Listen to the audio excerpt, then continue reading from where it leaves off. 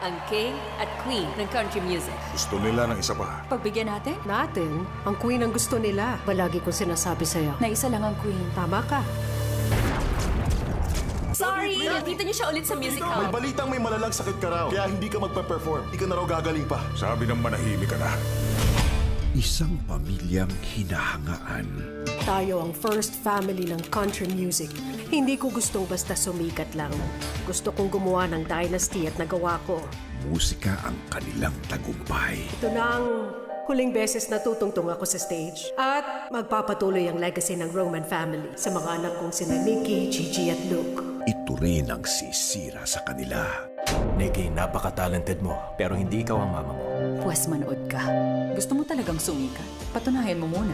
Starring Susan Sarandon, Kung hindi ka pa handa, mukhang nabigo ako sa tungkulin ko. Sino kaya ang pwede kong ipalit? Trace Adkins, Alamin mo kung nakanino music rights natin at kung paano natin yung magbabawi. Inaalam ko na po yan. Anna Friel, Tinalikuran mo ang spotlight kasi tingin mo masasapawan mo ako. Isa lang kasi ang pwedeng maging queen.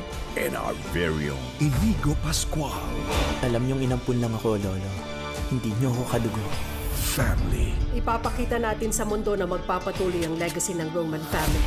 Legacy Ikaw ang future ng country music. Ikaw ang Roman legacy. Lies. Isa kang manloloko. Anong ginawa mo? Rest in peace.